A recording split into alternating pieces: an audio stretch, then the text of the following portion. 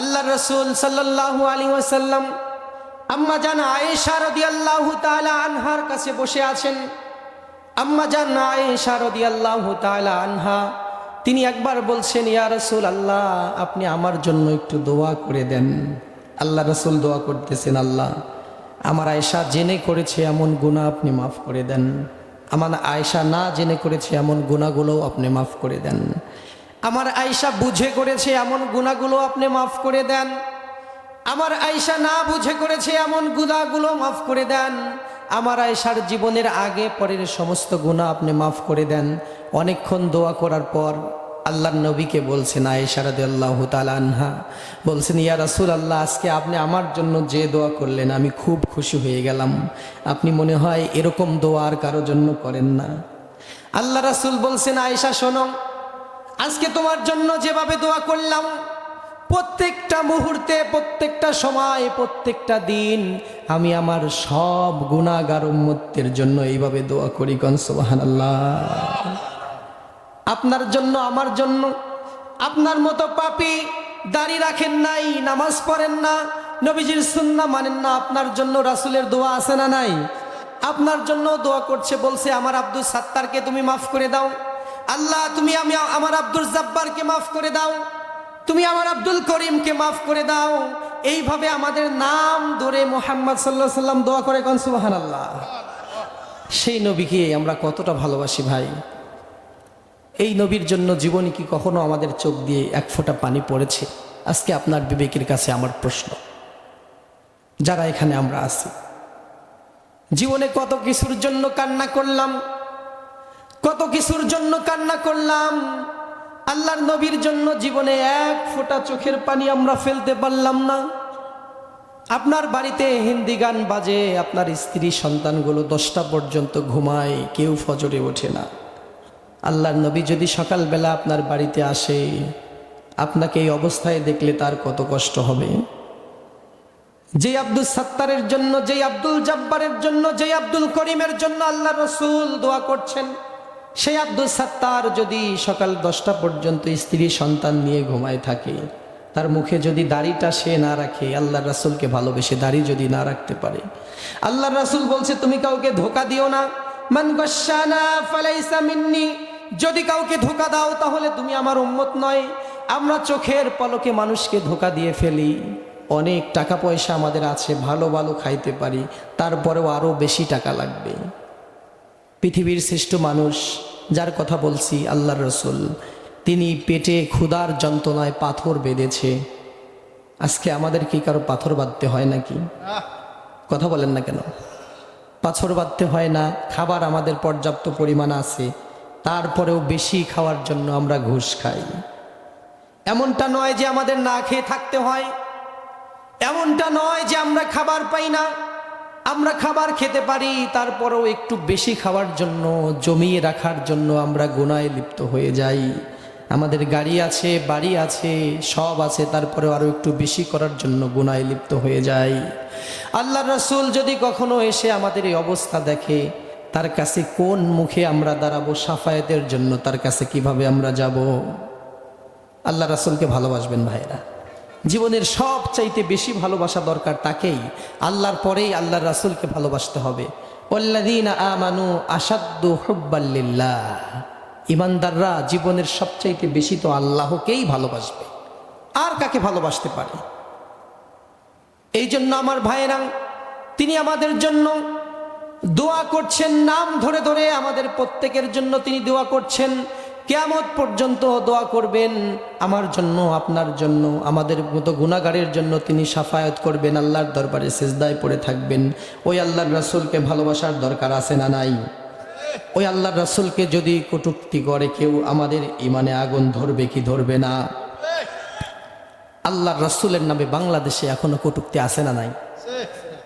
আমরা দেখি অনলাইনে ইসলামিক প্রশ্ন উত্তর প্রোগ্রাম করি আমি একটা, সেখানে দেখা যায় মুসলমান নাম দেওয়া, নাম হলো মুসলমানের, এসে আল্লাহর রাসূলকে গালি দেয়, মরুর ডাকাত, আরো কত কিছু বলে, নাউজুবিল্লাহ।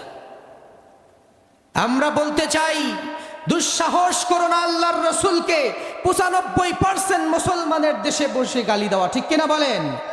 আল্লাহর রাসূলকে গালি দিলে আমাদের শরীরে এক ফোঁটা রক্ত থাকা পর্যন্ত তোমার ঘাড়ে আমরা কাল্লা রাখবো না, ঠিক কিনা বলেন? এই যে আবুল সরকার আল্লাহর রাসূলকে নিয়ে, আল্লাহকে নিয়ে কটূক্তি করেছে, কোরআন নিয়ে কটূক্তি করেছে, আল্লাহ নাকি নাচতে বলে, কুল আউযু বিরাব্বিন নাস, আল্লাহ নাকি নাচতে বলতেছে, এটা নাকি নাজার কথা। নাউজুবিল্লাহ কোন। এই বাউলদেরকে শেল্টার দেওয়ার জন্য কিছু কিছু মানুষ বাউলদের পিছনে দাঁড়ায় যায়। এরা পাক্কা মুনাফিক, মুসলমানের বাচ্চা না, ঠিক কিনা বলেন? তাদের উদ্দেশ্যে আমরা বলতে চাই, তোমরা যত বড় দলের মহাসচিব হও না কেন, যত ভিআইপি পার্সন হও না কেন, আল্লাহর রাসূলকে নিয়ে, আল্লাহকে নিয়ে যেই ব্যক্তি কটূক্তি করেছে তাকে শেল্টার দেওয়া, তার পিছনে দাঁড়ানো মানে সারা বাংলাদেশের তৌহিদি জনতার সামনে গিয়ে বিপক্ষে দাঁড়িয়ে যাওয়া, ঠিক কিনা বলেন? আমরা সর্বোচ্চ শাস্তি দাবি করছি তার। আল্লাহ কোরআনুল কারীমের সূরা নিসার 50 নম্বর আয়াতে বলেছেন, উনজুর কাইফা ইফতারুনা আলাল্লাহিল কাযিবা ওয়া কাফা বিহি ইসমাম মুবিনা। এই জমিনে আল্লাহর নামে যারা মিথ্যা রটায় তারাই হলো পৃথিবীর মধ্যে সবচেয়ে বড় অপরাধী। আবুল সরকার এমন অপরাধ করেছে, মৃত্যুদণ্ডই তার একমাত্র শাস্তি, ঠিক কিনা বলেন? আমরা আমাদের জায়গা থেকে এগুলো স্পষ্ট করে জানিয়ে দেব। তার অপরাধ খুঁজে পাচ্ছে না, তার নাকি অপরাধ খুঁজে পাচ্ছে না, তাকে কি শাস্তি দিবে এই অপরাধ নাকি খুঁজে পাচ্ছে না। আপনি মুসলমানের বাচ্চা হয়ে এটা কিভাবে বলেন?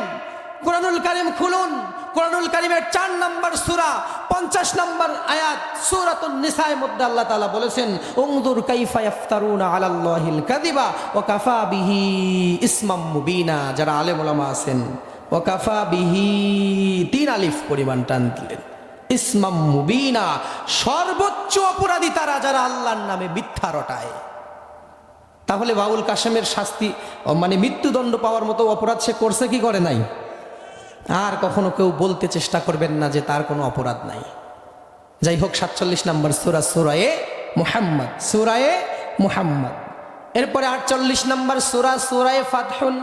ফাতহুন মানে বিজয়। 49 নম্বর সূরা, সূরায়ে হুজরাত। হুজরাত মানে কামরা সমূহ, ঘর সমূহ। 50 নম্বর সূরা, সূরায়ে কফ। কফ মানে আরবি একটা বর্ণ, আরবি একটা হরফ। 51 নম্বর সূরা, সূরায়ে জারিয়াত। জারিয়াত মানে বিক্ষেপকারী বাতাস। 52 নম্বর সূরা, সূরায়ে তুর। তুর হলো পাহাড়ের নাম। 53 নম্বর সূরা, সূরায়ে নাজম। নাজম মানে তারা। 54 নম্বর সূরা, সূরায়ে কমার। কমার মানে চন্দ্র। 55 নম্বর সূরা, সূরায়ে রহমান। সূরায়ে রহমান, সূরায়ে রহমান। রহমান মানে পরম করুণাময়, দয়ালু। আল্লাহু আকবার। রহমান মানে এমন আল্লাহ, আল্লামাল কোরআন খলাকাল ইনসান আল্লামাহুল বায়ান, যিনি কোরআন নাজিল করেছেন, যিনি আমাদেরকে বানিয়েছেন, যিনি আমাদেরকে মৃত্যু দিবেন, যিনি আমাদেরকে খাওয়ান, যিনি আমাদেরকে পড়ান, সেই পরম করুণাময়, যিনি গুনাহগারের জন্য তার দয়া থাকবে, চোরের জন্য তার দয়া থাকবে। রহমান মানে এমন দয়াশীল, সে শুধু মুমিনদেরকে বেছে বেছে দেয় না। আল্লাহর আরেকটা নাম আছে, সেই নামের নাম সেটা হলো রহিম। রহিম মানেও দয়া। রহিম নামের মধ্যেও দয়া রয়েছে, কিন্তু রহিম নামের দয়া শুধু মুমিনদের জন্য। কিয়ামতের দিন যারা ভালো মানুষ তাদের জন্য রহিম নাম নিয়ে আল্লাহ তাআলা দাঁড়াবেন, আল্লাহ তাআলা উপস্থিত হবেন। আর রহমান হলো এমন দয়া, যেই দয়া চোরের জন্য সমান, ডাকাতের জন্য সমান, ভালো মানুষের জন্য সমান, মদ খায় তার জন্য সমান, জিনা করে তার জন্য সমান, যে নামাজ পড়ে তার জন্যও যে দয়া, যে নামাজ পড়ে না তার জন্যও সেই দয়া, যে ঘুষ খায় তার জন্যও সেই দয়া, যে জাকাত দেয় তার জন্যও সেই দয়া। রহমান মানে এমন দয়াময়, কাউকে বেছে বেছে দেয় না, ভালো মানুষকে শুধু দেয়, খারাপ মানুষকে দেয় না। বিষয়টা মোটেও এমন নয়। রহমান যিনি আমাদেরকে সবাইকে দেয়, এই রহমানের কাছে আমরা প্রার্থনা করব, রহমান তুমি আমাদের সকল গুনাহ মাফ করে দাও। আমরা বলি আমিন। রহমানের কাছে দোয়া করি, রহমান, রহমান তুমি বলেছ বান্দা তোমার পাপ যদি খালের পানি বিলের পানির সমান হয়, আমি রহমানের দয়া সাগর মহাসাগরের সমান। কোন সুবহানাল্লাহ। বান্দা তোমার পাপ যদি সাগর মহাসাগরের সমান হয়ে যায়, আমি রহমানের দয়া সাগর মহাসাগর ছাড়িয়ে আমার আকাশের সমান তোমার জন্য দয়া নিয়ে হাজির হব। কোন সুবহানাল্লাহ। আর যদি তোমার দয়া, তোমার পাপের কারণে আসমান জমিন সব কিছু ছেয়ে যায়, তারপরেও তুমি নিরাশ হবে না। আমি রহমান আর সে আজিমের সমান দয়া নিয়ে তোমার সামনে দাঁড়াবো। কোন আল্লাহু আকবার।